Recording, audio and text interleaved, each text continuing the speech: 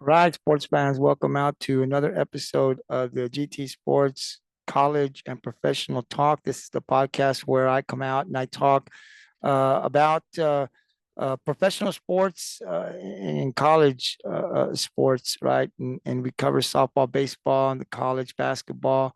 And then professional, of course, it's MLB, NBA, NFL, boxing, UFC.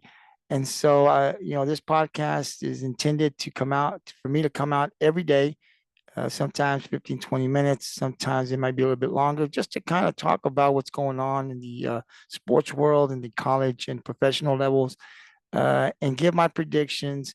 And hopefully I can stir up some debate, man, and hear what other people think on certain topics that we'll talk about here on this podcast. And so I'll jump right into it here. It's Saturday afternoon, evening actually, and these are going to be pre-recorded to start off with. So it'll be pre-recorded, and then it'll be uploaded to the YouTube channel, the GT Sports YouTube channel, the Facebook, the Twitter, and it'll also be on Spotify, so you guys can catch it. So I'm hoping that I'll get more followers, and people will chime in and on and debate with me in terms of some of the topics that we'll be discussing here. So we'll start off here with the NBA Finals. You have the Western Conference representing the Dallas Mavericks, representing the Western Conference, the Boston Celtics, the Eastern Conference. And I've been watching the NBA for a very, very long time. And I think it's going to be a really good matchup. I did have the Boston Celtics making it to the finals when the season started. I thought they were the best team. I think they're the best team in the NBA. They, on paper, they have shooters. Getting Drew Holiday, one of a great defender, Porzingis, Kristaps Porzingis. Boston is loaded. They can shoot with Tatum and Brown. They have their studs, and they have some really great role players. So they, on paper, if they stay healthy, should be able to win it all, right? Anything less than bringing home a championship this year was going to be disappointing, because that's just how good this team is on paper. Now, Porzingis was hurt. They were still able to win and get to the NBA Finals because they were just that much better than any other team. But I think they do need Porzingis to win the championship. He's vital to what they do, right? And so reports are that he will be available. I don't know if it'll be game one, but he should be available. At least everything points that way that I've read. And I haven't gotten on to read anything today, but as of yesterday, I didn't read anything that told me he wouldn't be coming back in this series. But when will he be back, and how ready will he be? I think is still to be determined, right? We got to get him out there first. So we'll see what happens. But I do think that they need Porzingis. They become a lot tougher when they have Porzingis. Now you turn it over to the Dallas Mavericks, man. That team is surprising to me. Good team. I didn't think they were the best team in the Western Conference.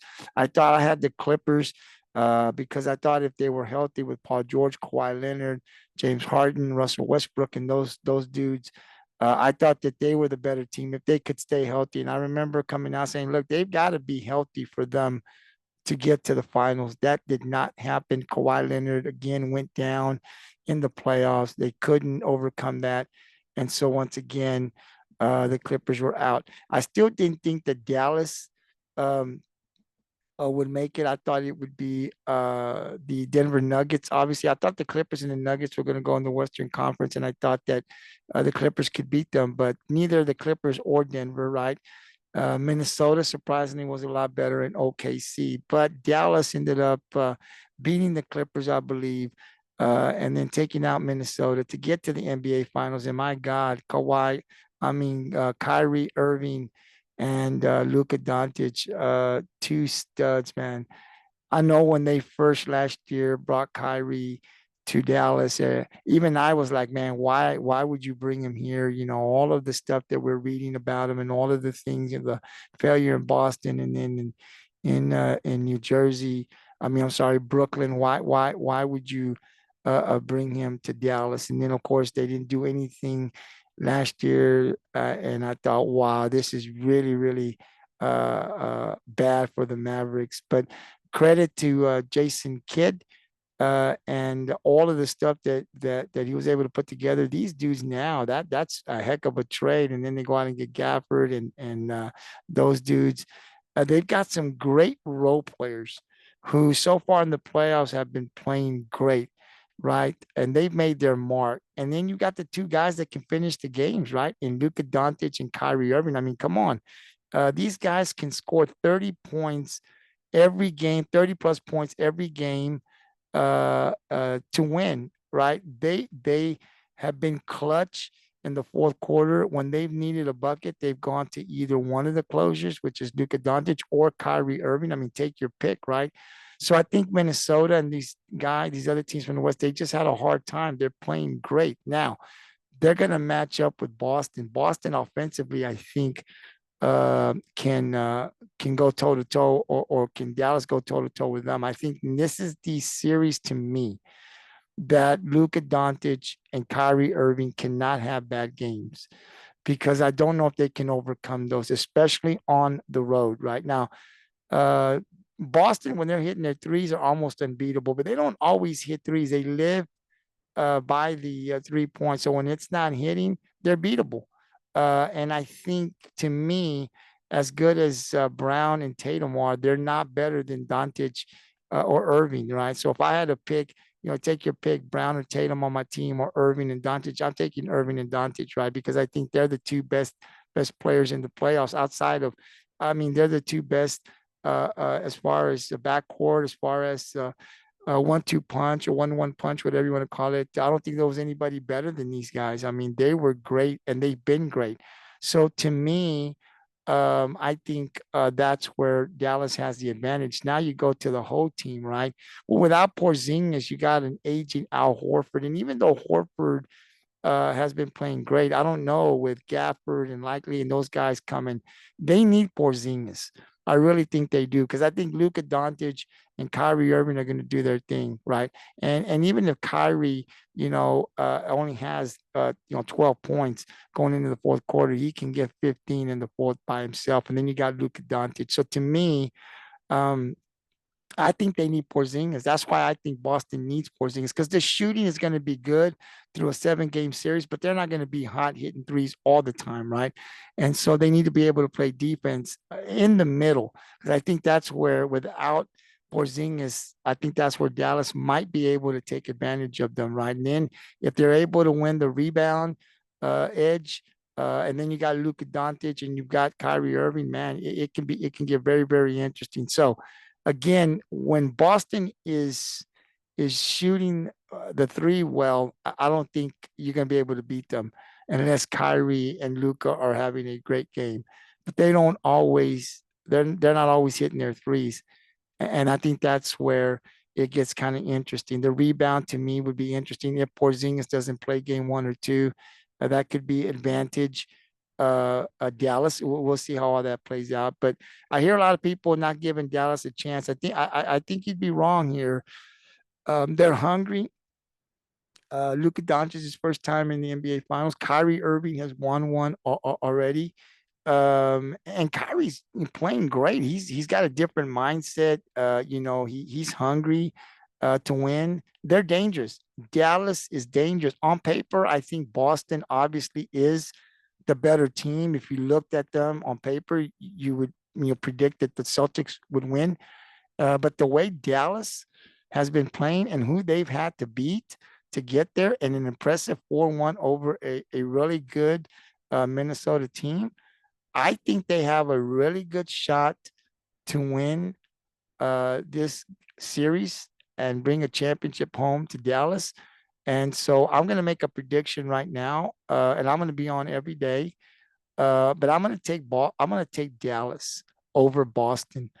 And I know, and I've been debating kind of that back and forth, but I'm going to take Boston. I think it goes to a game 7 or game 6. I don't know, but I think Dallas has a good chance. I'm from Texas, so obviously I want Dallas to win. But I just think that they've got a great opportunity because of Doncic and Irving. They've been showing up, right? And they played some tough teams to get here. They've beaten some tough teams, and they've beaten them convincingly, right? They've looked great. they're hungry. So if the role players can play and help them, then Dallas is going to be tough to beat, you know. So it's just interesting. Again, if Porzingis plays and plays the way, because if he comes back, he hasn't played in over a month, right? How ready will he be? It's still to be determined. So even if he plays, how much can he give quickly to this team? So I don't know. All that's still up, but for debate, obviously. But I think Dallas has a good chance to win this. I don't think it's going to be easy, obviously, because Boston can shoot. They've got shooters and they've got guys that can defend. But it's going to be very interesting to see who goes on Luke. I think Tatum might go on Luke. He's a little bigger, right? I don't think, and Holiday will be on Irving. So these matchups, I think, are going to be good, and we'll see if they can slow down Irving and Doncic. Because I don't think you can shut either one of them down. But if you can slow them down and bother them, then advantage um, Boston, because that's what you have to do if you're the Boston defense, right? It starts with shutting those guys down because they can beat you by themselves, and not let them do that. So let's see if they can slow them down. Game one is Thursday, so I'm not gonna pick who's gonna win each game because I think it's gonna go back and forth. But I do have the Dallas Mavericks winning the series and becoming the NBA champs. We will see. And if that does happen, then I think it's a disappointing season for Boston, no matter what they did, because the ultimate goal for this team is to win a championship because everybody would agree they have the team to win. Again, Porzingis, big factor here. Everything points that he will be able to play in this series, but when and how will he be 100%? How much can he contribute? Because they'll need him. So we'll see. But I'm taking the Dallas Mavericks over the Boston Celtics. First game is Thursday, June 6th in Boston. So definitely every day we come in, we'll be covering that series. And then, of course, I put up here on my notes, highest paid college coaches for 2024.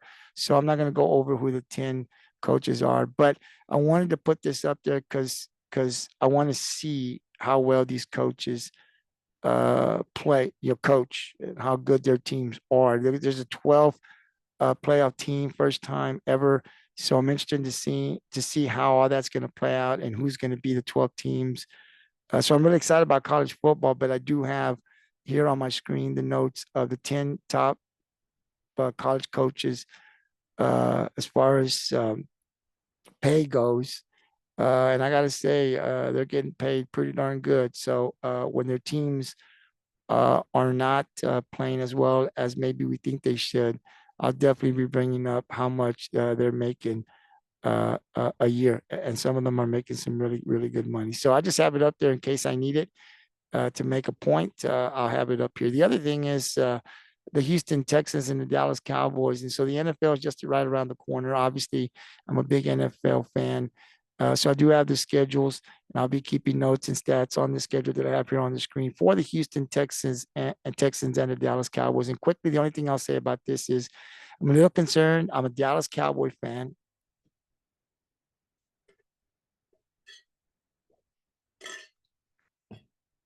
And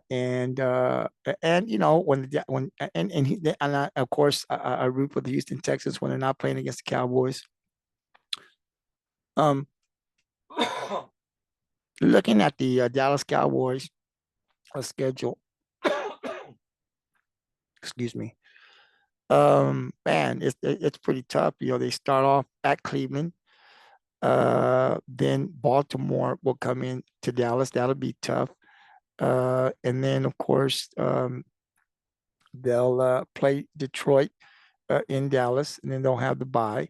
And then they go to San Francisco, and then of course they got Philadelphia twice, the Giants twice, and a very improved, I think, will be Commanders twice, and then they'll play Houston on a Monday night, and then you got Cincinnati, and so by no means is this schedule easy for the Cowboys, and so I'm hearing a lot of stuff, Dak Prescott, CD Lamb. We really did, all of that stuff being said, the one thing that concerns me is the running game.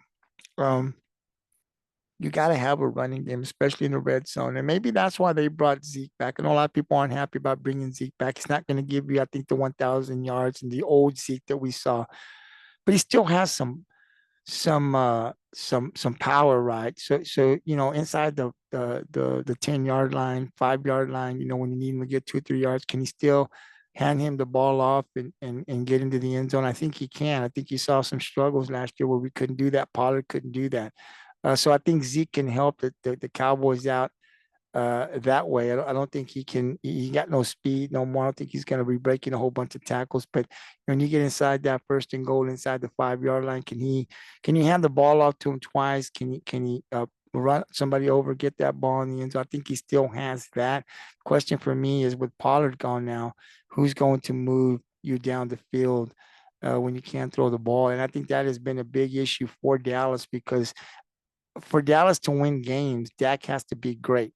He has to throw the ball so many times a game for them to win. I don't know if that's a recipe to win against the teams that have great defenses like San Francisco, and those type of teams. And so the run game for me is real important for the Cowboys. And right now, I don't know how well we are in that department, and that scares me moving into the season. So again, we'll see how it plays out. I don't think we can win by Dak throwing the ball and relying on Dak's arm to get us to the Super Bowl. And I'm talking about Super Bowl. I'm talking about winning a division and winning a first round play. I'm talking about getting to the Super Bowl.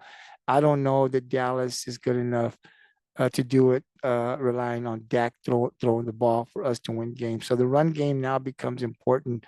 And so taking Zeke, what was the thought process behind that?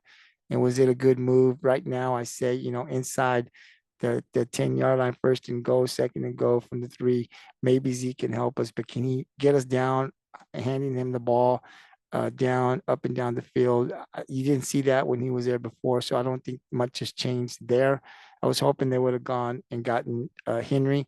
I think Henry could have done that for Dallas, or Barkley, Saquon Barkley, and none of that happened. So I'm really concerned when it comes to our run game, because I think we have to have above decent run game to be able to be effective with the pass. I don't know right now how effective we're going to be on the run, but we'll discuss more of that as I continue with the podcast in the days and weeks and months to come as we get closer to the season. For the Houston Texans, my goodness, they're loaded. They got Indianapolis, Chicago, Minnesota, Jacksonville, Buffalo, New England, Green Bay, Detroit, Dallas, obviously, Miami, Kansas City, Baltimore. So for Dallas, it's at the start of the season that seems to be the tougher schedule for Houston. It's the back end with Baltimore, Kansas City, Miami, Detroit. Wow. So that'll get tougher for them as the season and toward the end of the season. But again, the Texans, I think, got better. They got Stephon Diggs, the receiving core I like. Their running back is good. Their defense is good. CJ Stroud showed, I think he exceeded expectations. So I'm really excited to see what Houston's going to do. I think they're going to be good. I think they're going to win their division. And I think they're going to make a lot of noise in the playoffs. But again, we'll see how all that plays out for the Texans and the Cowboys. As we'll talk more as the days and weeks and months get here and we get closer to the NFL season once we get to the preseason.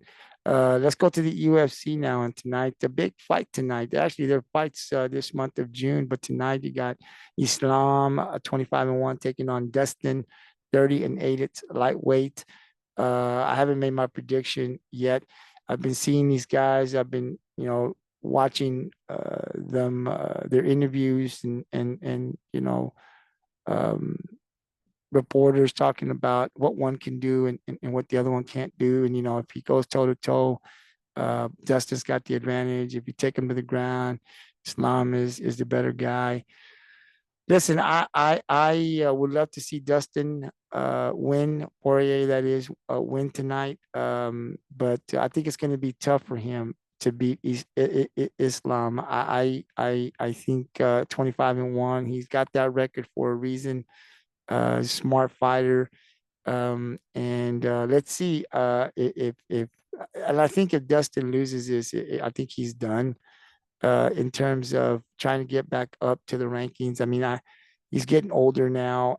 I don't know how old he is, but does he really want to go through that grind again? This is an important win for him if he wants to continue to move up. Because if he loses, I think this will really hurt him, and I don't think you'll see him back fighting in the UFC. Now that's just my opinion, but I think it's if he wants to, get back up to the in the rankings, this is a win for him. He has to get this win, and I think it's going to be a tough one.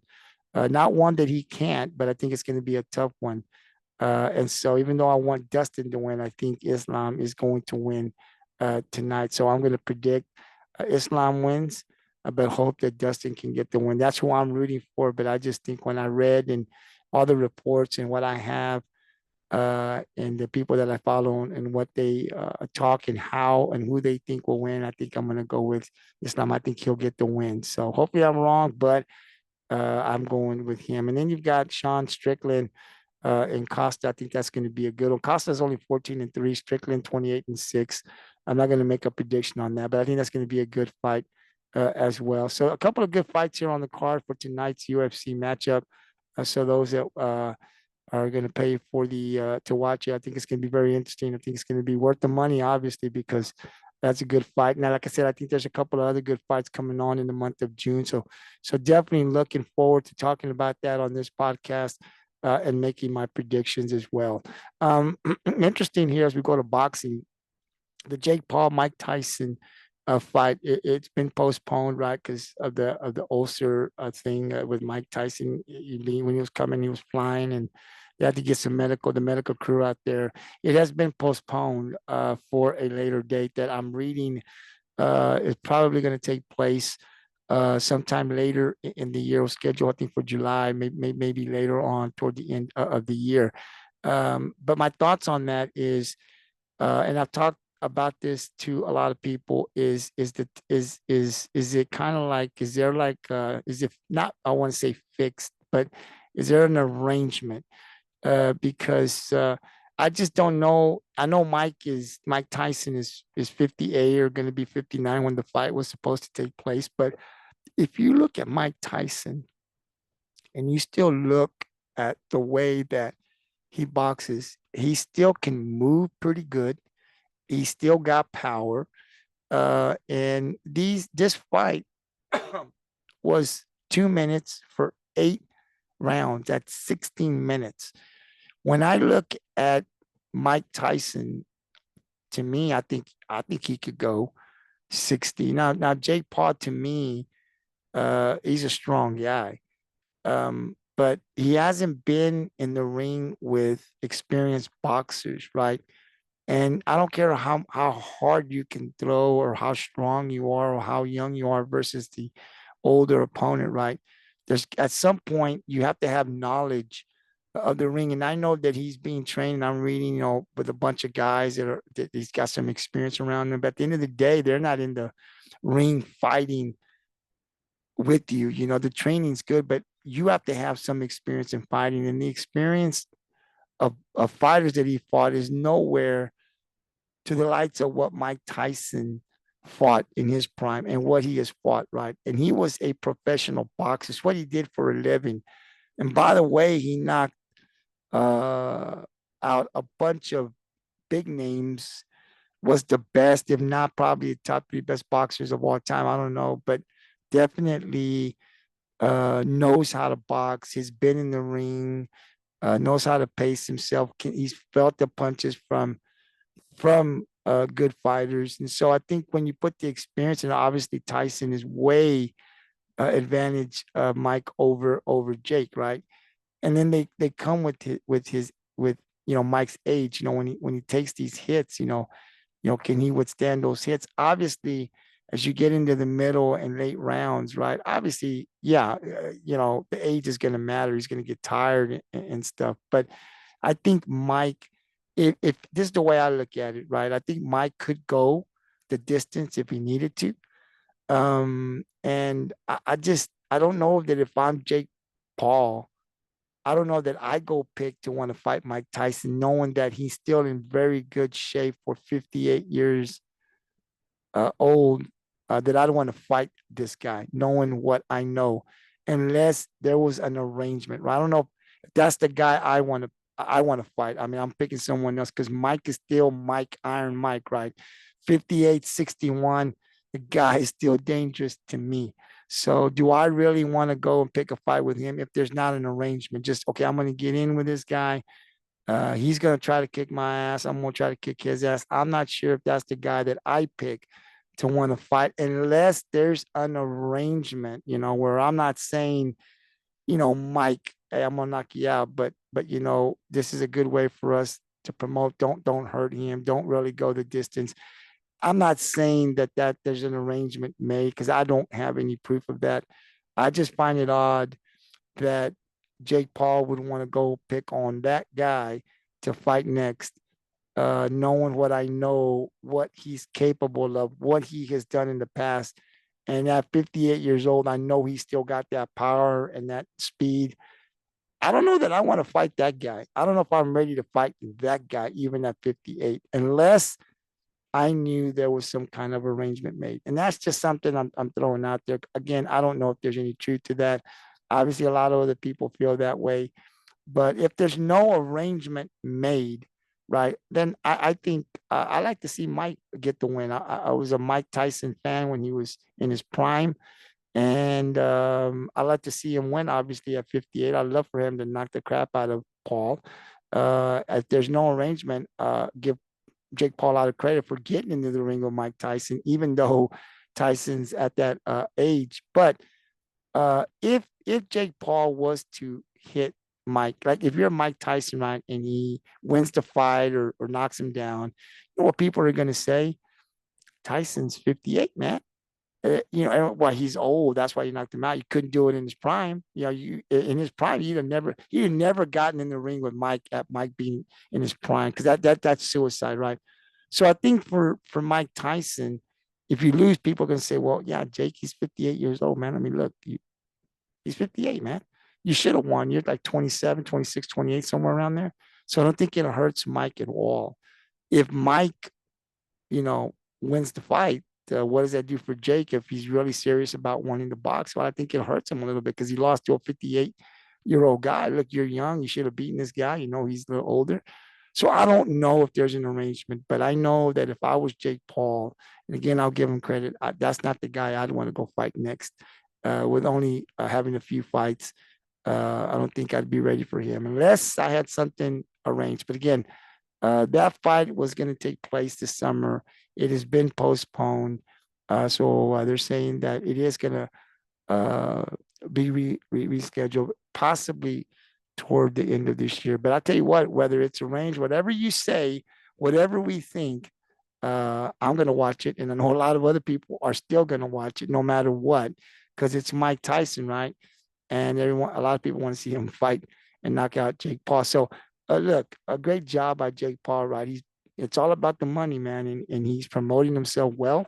And he's making himself a ton of money, right? So you can't blame him for that. But as far as fighting, the experience that he has so far with the fighters that he has defeated, to want to take on a 58 Mike Tyson is still very dangerous, to say the least, right? I wouldn't want to get in the fight because I think from what I've seen in videos in his training, I think he could still go 18 minutes now. Again, age does matter here, but Iron Mike knows boxing, and I think he can pace himself. Smart guy too. So we'll see what happens. I'll wait for the reschedule. Definitely looking forward to the fight, but that didn't take place. At least it won't this summer. Let's see. Hopefully they will reschedule it at some point. So now let's go to and I'm fixing to get off here because it's going to start the college world series here. So you have Texas. You have, let's see, Stanford to start off with. You have Florida, Oklahoma State, Oklahoma, um, Duke. UCLA, and Alabama. And I mean, this was really great. I saw the super regionals with Texas A&M and the Lady Longhorns. And my goodness, probably the best series I've seen ever. A lot of credit to the Lady Aggies, the A&M Aggies, man. They came to Texas. They played. I'm sorry, they came to Austin, Texas, and man, they put it all out there. Um, but the Lady Longhorns get the win, go to the World Series now, and they defeated in game one Stanford 4-0. Henry was 2 for 3, 1 run, 2 RBIs. Kavan, the freshman pitcher, my goodness, 7 innings pitch, 1 hit, no runs, 4 walks, 8 K. She couldn't have been any better for Texas, and gets the win. So they'll now take on a very tough Florida team who defeated Oklahoma State, which I thought Oklahoma State was really good, 1-0. So a really good game between Florida and Oklahoma. But Florida gets the 1-0 win, which now sets up a game here at 6 o'clock. As Texas will take on Florida. I'm really looking forward to that, and I'll be back tomorrow in the afternoon, even around this time, to kind of break that game down. But I'll say this about Texas, the number one team: two freshman pitchers, a very young team. Most of those girls will be back next year. Just give a lot of credit to the coaching staff for the Lady Longhorns. This team has been good. I've kind of kept up with them. I've gotten really into softball the last 2 3 years, especially college. I really get into the Longhorns, Lady Longhorns, and I think they have a really good chance to win it all this year. Their offense at times struggles, um, but they're never out of a game. I mean, Reese Atwood, down here from my neck of the woods here in the Corpus area. She went to high school, Toloso Midway. I remember reading about her when she played here. She was a catcher. Is doing some great things. Only a sophomore out there. And it's just not really her, from 1 to 9. They can hit offensively, but it's their pitching. Their pitching has been great, and they've got some experienced upperclassmen, and then they got the freshmen that have been pitching well. So for me, for them to win offensively, they got to score runs, but it's the pitching. They've got to come out and get some really good offenses tonight with Florida. I think the pitching has to be well. Who's going to pitch here in a couple minutes? I don't know, but I definitely had to make sure I was home and got everything ready here, because as soon as I get off this podcast, I'm definitely going to watch and hope that Texas wins. If they lose, they'll go. It's not over yet. It's double elimination, but it'll make it really, really tough for them again, because Oklahoma's still in it as well. So they've got to get this win tonight. So I'm hoping that the Lady Longhorns, the pitching will be there tonight. They can get a couple of runs offensively against I think it's going to be a very tough Florida team. But looking forward to the Lady Longhorns getting the win tonight, and advancing. And I think they got a good shot this year of really being the last team standing and winning the World Series here, the College World Series. So we'll see what happens, but definitely looking forward to that. And then I'll kind of end it with two other topics here, and that's so we have the WNBA, right? And I started watching this partly because of Caitlin Clark. I'm a big fan of Caitlin Clark, and so what I'm going to do is I'm going to have stats every time I come in. The team is not really good. The people they won tonight, but really going to be concentrating more on the team, but on her. How is she playing at the professional level? You talk about her points, her stats, her turnovers, and all of that. But like I said, I'm a Caitlin Clark fan. So on this podcast, I'll take a few minutes to talk about her. I think she's. Someone asked me today, how good is she? She hasn't even hit her prime, I think. But I love her game, and I love the way she's kind of changing the WNBA. I mean, she's selling out arenas. It's not just her, obviously, but she's a main attraction. I mean, if she came down to closer to where I live, I'd go pay money to go watch her play. um, I think she's a talent, got a high IQ for basketball. And I just love her game. I love the way she plays. And she's struggling a little bit. Obviously, she's playing against some other girls. She's still very young, playing against some really talented girls. The WNBA's got a lot of talent, just not Caitlin Clark, right? So she turns the ball over, has a couple of turnovers. She's got to learn, obviously, like everybody else, right?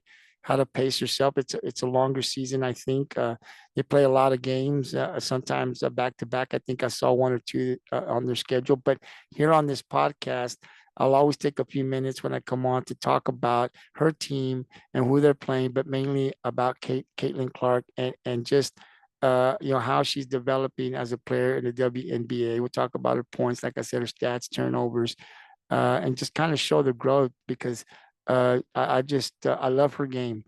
And I wanted to spend some time to talk about her. But again, it'll also be about the team, and maybe we'll get into other teams because I do get into the WNBA a little bit more now than I have the last couple of years, and so it's probably going to continue to grow on me. So definitely, we'll be talking about Caitlin Clark, the WNBA. They did get a win tonight. I think it was over Chicago, over a team that I thought I watched the second half of that game, which is pretty good. I almost lost it, but boy, and that was a team win. So again, we'll definitely be talking about her when we come on the podcast. And then the last thing I'll talk about here are the Houston Astros. So every day we'll talk about the Astros and how they're doing. Definitely struggling, gotten a little better here lately, but not really good. They have a lot of injuries. Lost yesterday to Minnesota. They were winning when I was on the podcast 5-1. I think it was in the seventh or the eighth. So hopefully they won. And if they did, then the series is tied 1-1, and we'll see if they win tomorrow. But we'll definitely be talking a lot about Houston. Still a lot of baseball left. There's a guy from Houston that I go back and forth with. And of course, the pitching, there's some injuries to some of our pitchers, Christian Javier, Urquidy, Verlander's coming back, Valdez. Then you got Hunter Brown. But I think the Houston's got to get their pitching staff healthy to make any type of run here to get back to the World Series. The batting comes and goes. I think that'll come, the offense, because there's a lot of experience there. But our pitching has to be great for us to get back there. Not only our starting pitching to me, but our bullpen, who hasn't been great either. As of late, it's been a little better. But to the start, we were really struggling. So for me, I think the pitching, bullpen and starters, they have to go 6-7, and then the bullpen needs to come in. And the offense, we need to get a lead, And so, like I said, I think the offense will come. I'm not too worried about that, but the pitching, I'm very concerned about. And we haven't been great like we have in the past to get us back to the World Series. So if that doesn't change, we won't be in the World Series this year. Heck, I don't even know we'll make the playoffs. But still, like I said, a lot of baseball left to be played. Not time to panic. But again, on this podcast, among other things that we talk about, we will always discuss the Houston Astros, and I'll give you debate. I'll give you predictions on series that they'll play. We'll always talk about Caitlin Clark, among a lot of other things. Like I said, the NFL is just right around the corner. I'm excited about that. We'll talk college football. That's going to be great. I love the Texas Longhorns. Obviously, that is my team. But we'll talk top 25 there as the SEC.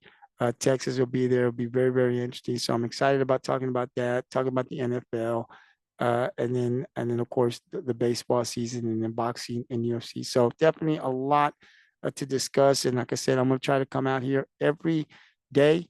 Sometimes it may be a 12-minute podcast where I just talk maybe about the Astros, maybe just the Cowboys and the Texans, and that's it. And sometimes it may go 30 plus, and I may, break down 6 or 7 topics. Just imagine just what I got to read out and what kind of info I got. But definitely, I hope that you will tune in. Hopefully, followers, it'll grow.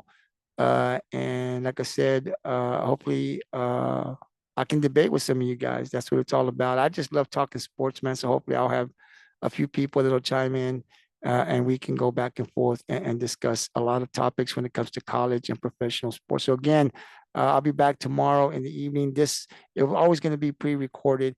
And then before I go to bed, I'll load it up and you can catch it on our GT Sports YouTube channel. And then it'll be shared over to our GT Sports Twitter and Facebook. And then you can also catch it on right now, Spotify. So hopefully this will pick up in a couple of months. Like I said, sports run 365 days. There's always something to talk about. And I can't come out every day, obviously, but I'm going to try to make it every other day or when there's something to talk about. Like I said, there's always something to talk about.